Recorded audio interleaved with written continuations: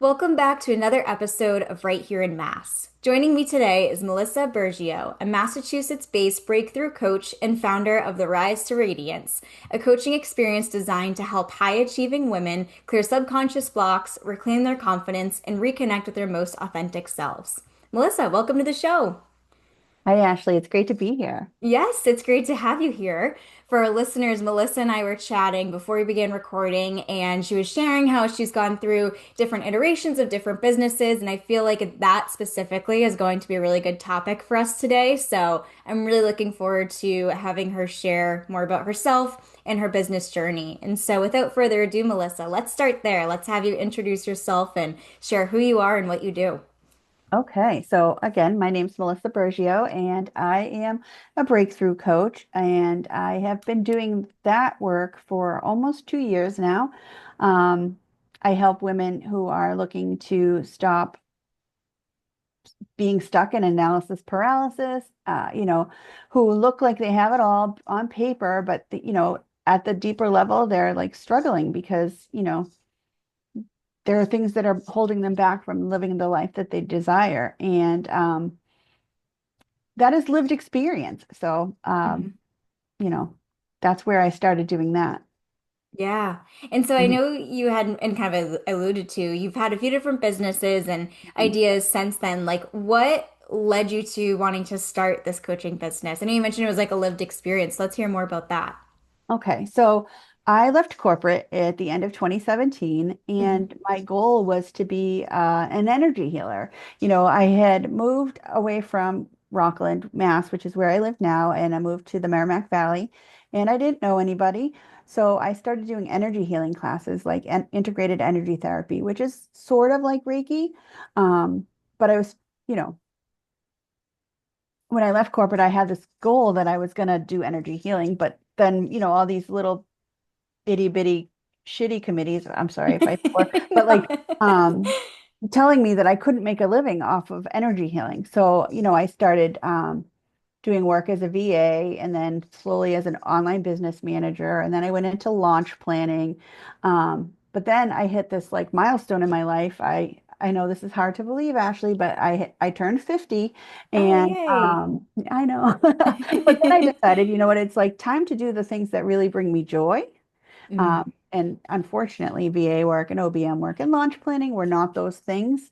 I really wanted to help people live the life that they wanted to live. And I know that's sort of cliche. A lot of coaches have that same passion. But, I spoke of lived experience. I have always had these feelings that I wasn't good enough or smart enough. So I found this program called Anchored, which is run by a local business owner in Newburyport, and it was how to do subconscious reprogramming. So I was like, oh my God, this is it for me. This is where I want to land. And here we are, almost 2 years later, and I'm almost done with my master practitioner training. So like I'll be a master coach, My and goodness. my life has changed so much since I left Yeah. corporate. Yes, and I think your story is so inspiring for anyone listening who has gone through those different changes. And I especially love what you shared that you had this moment one day where you're like, you know what, I'm doing work that isn't really lighting me up. And I think to let go of that and follow something that truly excites you and makes you feel passionate is something that's really brave. So I want to give you kudos for that because it's hard, especially Thank when you. you're like letting go of the thing that's bringing in money. And Yeah. it's very hard to let go of that. So good for you. Thank you very much. I truly appreciate that because it wasn't easy yet. We talked about this briefly before we jumped on to um, learning that it's part of your human design, so to speak, that I'm meant to do things by trial and error. Mhm. Um, so it was a huge wake up for me to know that, it's okay to do all the things before you finally find what it is that lights you up. Yes, definitely. And I think Mhm. especially too for any business owner who has gone through that, they likely feel some feeling of shame or guilt or worry about what other people will think of them because they're like, well, does it come across that I'm not successful if I want to change paths, or what will people think of me? Which is totally not the case at all. We're all empowered to make whatever decisions we want. But if you went through those feelings, I'd love for you to share with our listeners kind of how that helped you get through that, if that makes sense, if anyone might be in that same position. Yes. So I have been through those emotions completely. And one of the best things about subconscious reprogramming is that we can get to those feelings and sort of like neutralize them, um, so that we don't carry them with us. Hmm. So as you may know, like we start learning things like the minute we're like conceived, like in the womb, we, take on feelings from our mother, our father, like anybody saying anything outside the womb. And I know this sounds a little woo-woo, but especially when we're born, we hear and see and feel things. And so we carry these things, like everything's carried in our cellular level, at the cellular Hmm. level. So one of the amazing things about subconscious reprogramming is that we can clear those away. Because what you feel at 7 or 0 years old, it's not the same you feel as an adult. So we actually neutralize that old emotion so that you can move on and feel empowered to make the change that you want to make without feeling that old feeling.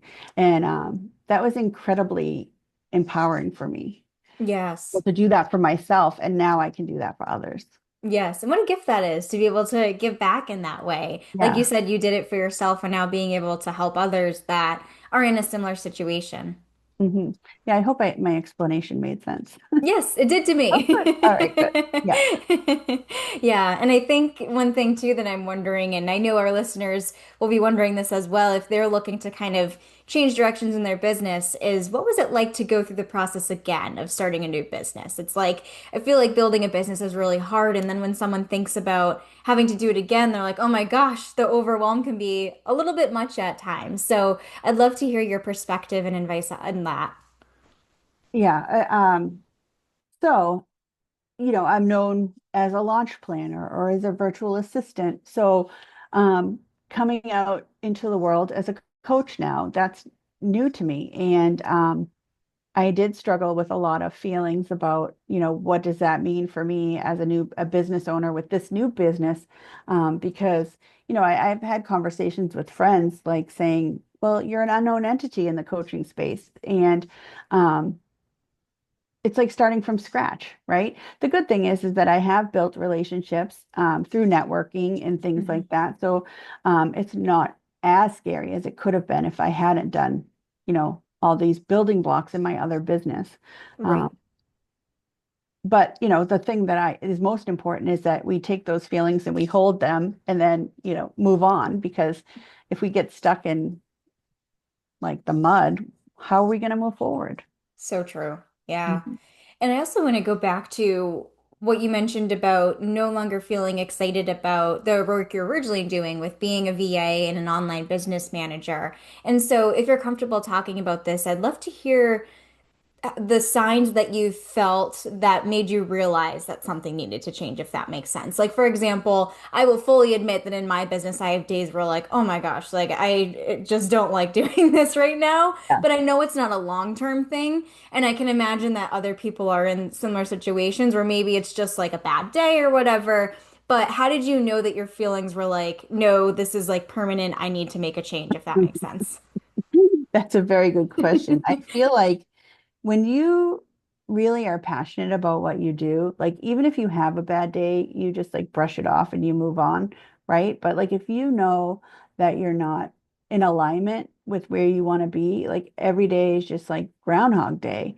And Yeah. that's sort of how I was feeling. It didn't mean that I didn't show up to work every day and give it my best. It just meant that I wasn't feeling happy or joyful, like Hmm. doing those day-to-day tasks.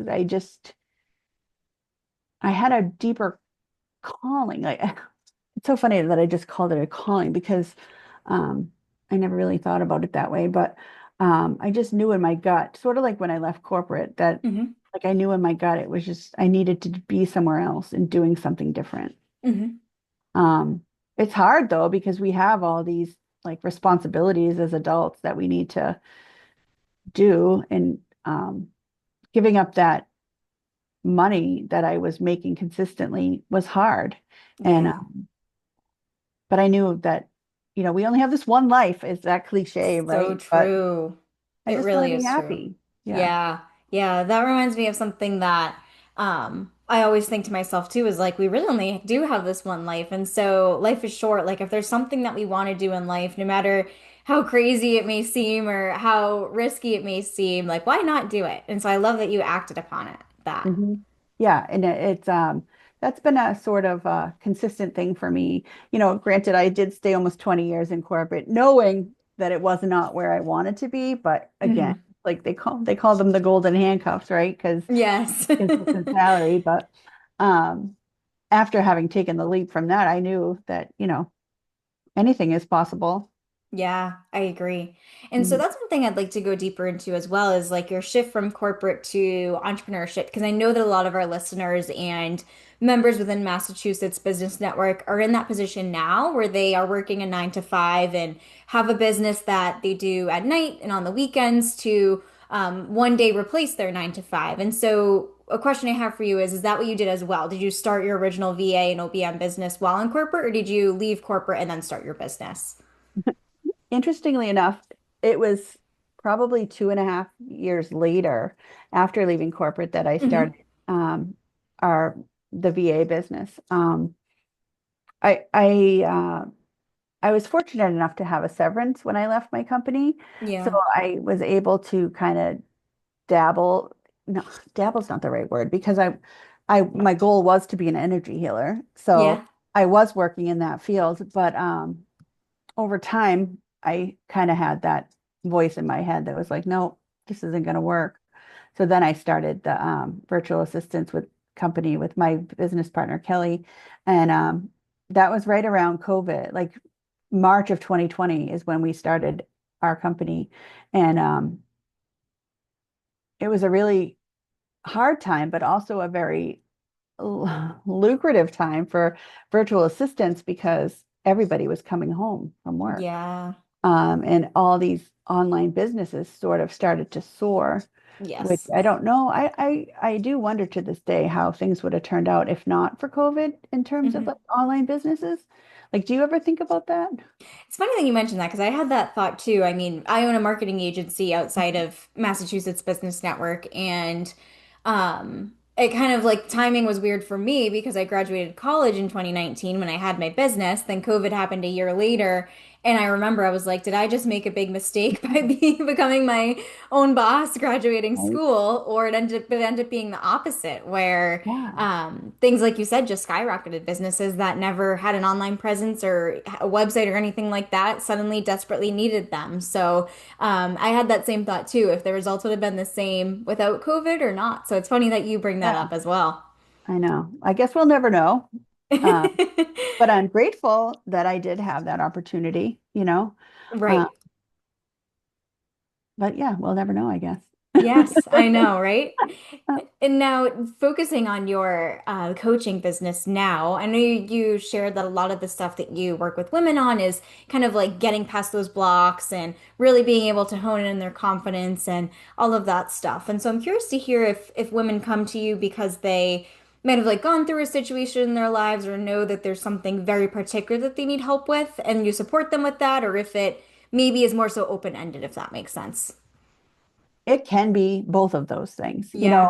I've had clients come to me for very specific reasons. They were feeling like they had an experience that they needed to work through, and they felt like I was a good fit for them. But also, then I have other clients that are like, I just love your energy and I want to work with you. Like, what is it that I need to work on? And so then we come up with a plan and we do that. Um, it's just really gratifying to know that I can help somebody, especially women, um, figure out for themselves Yeah. where it is that they are like not making the changes that need to be made. And to see that light bulb go on when they realize that it's them that is making the changes and doing the work and not just me. I'm sort of just the conduit Yeah. is beautiful to me. Yes, I love that. It's like it's almost that moment when, like you said, when that light bulb goes off, you're like, this is why I do the work that I do for moments like this. Yes. Yeah, I Yeah. had a client just before we jumped on here and we did this exercise and um, it just was so incredible to see the shift in her Hmm. from the start of the call to the end of the call and to see like the smile on her face when she shifted her perspective. Like we were working on trust. Trust is like a huge issue for women. I don't know if you've ever Totally. had that issue, but we do struggle to trust ourselves. And Hmm. that's been a huge issue for me too. And when I can help people trust themselves, it's just incredible. Yeah. If you're able to share other examples of situations that you've helped clients through, of course, respecting their confidentiality and privacy, but kind of like being able to showcase ultimately the success and the knowledge that you have in the work that you do. Okay, yeah. So let me think about I have a client after our call, and we are working on her ability to show up in the world. Like Mm, as that's another women, big one. yes, the visibility piece. Yeah. Um, she would she would say that she is shy, but she has so much to offer to the world that we're working on making it so that she can stand in her power Hmm. and share her light. And she's super, super smart. But I think that she feels, um, I don't know, like nice little pat on the head girl, like when she speaks too much. And Yeah. um, I guess I'm not explaining this way, but the work that we're doing is to make it so that she feels good to stand up for herself and to speak out. And she has a business of her own as well. Hmm. Uh, so it's very, I think empowered is a very overused word, but like I can't even think of another word. Um, but she like applied for a job, a contract, and she got it because she was like able to speak out and speak up. Amazing. Yeah, I just it's just so incredible when I see the breakthroughs that my clients make. Totally. And what Mhm. would you say are the benefits of someone working with a coach? Well, the benefits of working with a coach are like more than I could even say, but I feel like when you have somebody that's in your corner that's working just to support you, that's number one. Somebody that's going to not talk at you, but be an active listener. Hmm. um, Somebody that's has like experiential things for you to do to break through those barriers. And because I mean, talking is great, but like when you have an experience to share, like I have all these modalities, like I can do hypnotherapy, I can do breath work. So it depends on what we're working on, but like there's an experience to be Hmm. had. So like it's not just talking it out, it's actually being able to take action on what it is that is bothering people. So I think that having a coach that can do these things with you is important. Um, and just creating results. Yes. That's the most important thing about having a coach. Yeah. I was just, it's funny, before we jumped on here, I was just chatting with one of my clients and they're a financial advisory firm, and we were talking about coaching in the same way with them, how they work with their clients. And they said something that I thought was like, oh my gosh, that's such a great analogy. But they had said, even the greatest have coaches. Even Tiger Woods has a coach. Like, why wouldn't Oh, you have a coach? And I was like, that's right. such a great perspective. It's so true. Like, no one will ever get to the point where they can confidently say, I can do this entirely by myself. I think everyone has a coach or a mentor or advisor in some shape or fashion. So I thought that was like a really powerful way to phrase it and remind everyone that coaching can really do a lot for you. 100%. And if your coach doesn't have a coach, then that to me is sort of like a red flag, to be honest, because there is never a time when we are complete, meaning that we're never done learning. And I'm going to go out on a limb here and say that even the highest paid coaches have coaches, Yeah, very because true. we we always have to work on ourselves. Yeah. And I think that's a key point that you mentioned too, is that personal development is constantly evolving. It's always taking new shapes and forms, especially as you as a person changes. Like what you'll need to do will change with that as well, with your level of success and challenges you might be going through. So I think that's a really good reminder for everyone is that it's an ever evolving circle. Absolutely. Yeah. And I mean, going through everything that we do um, as human beings, support is always helpful. hmm Yeah, I Whatever way you agree. choose, whether it's a coach or a therapist or a friend, support is always helpful. Definitely. Hmm. And you had mentioned two modalities of breath work and um, what was the other one? Oh, hypnosis or Yeah. hypnotherapy. Yeah. And so I love that you brought up modalities because I feel like that reminds me of the importance of having a toolbox and having all these different tools in it when you might need a little bit of extra reassurance or a little bit of extra self-care. And so I'd love to hear the modalities that you incorporate or even some things that you might have in your own toolbox or tools that you turn to help you that our listeners might benefit from as well. Oh, okay. So the tools so EFT, emotional freedom techniques, tapping is one of my favorite, and also one that I am certified in. Time techniques, which is time. Oh my God, I just forgot. Well, time techniques is I can't remember the name of it completely, which is anyways. It's where you go back in your timeline and it's like I explained in the beginning, where you go back in your timeline and you sort of like neutralize the emotion that you had as in your impressionable years, ages 0 to 7, Mhm. um, and sort of like neutralize that emotion so that you will feel differently about it in your current form. Because the Interesting. way, yes, it's such an incredible tool because the way you feel anger when you're like 3 years old is not the same that you feel anger, when you're 20, 30, 40, 50. But the way that our memories hold on to it is the same as when we were 3. Mhm. So, I love that tool because you go back to that time, but it's not like past life regression where you actually like are in that time. It's like you're above that time and you're looking down on it, and Wow. you're like seeing that memory from a subconscious perspective. And you can say like your subconscious mind is saying, all right, well, I remember that time. I remember that time I felt sad. And what was I doing and why did I feel that way? And sort of like getting those learnings, neutralizing it, going back across your whole timeline and Mhm. correcting those feelings so that if you were to go back to the past or move forward into the future, you would have a completely different feeling. Right. It's by far my favorite tool. Wow. Very Yeah. cool. Yeah. Do you have any others that you like to incorporate as well, or do those three kind of tend to be your big ones that you like to turn to? Yeah. EFT, time techniques, hypnotherapy, and breath work. Those are my four. Perfect. Yeah, four. Yes, those are Nice. my favorites for Yeah. sure.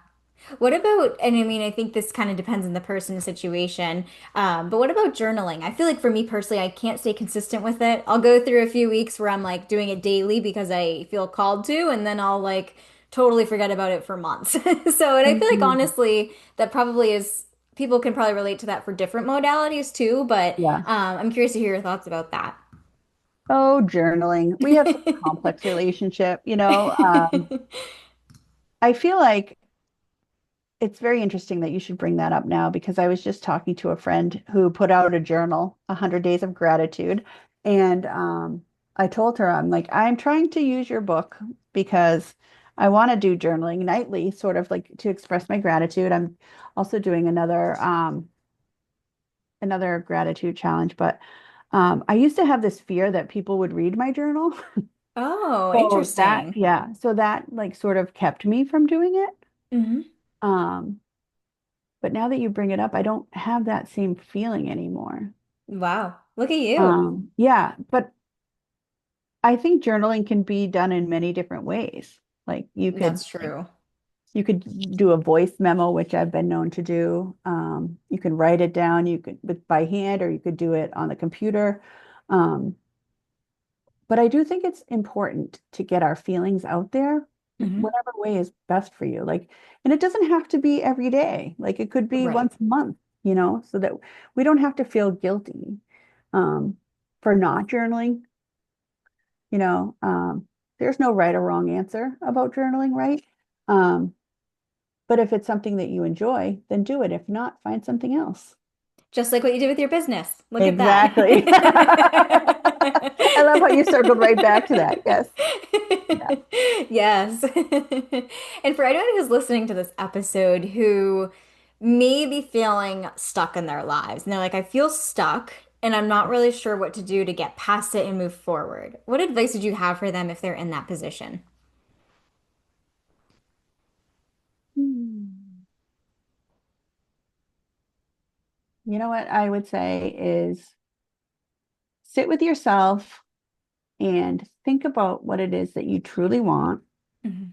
and, reverse engineer it on how to get it. Yeah. Um, because everything we need, this sounds, everything we need is within us. Yep. We don't have to go to external resources to get it.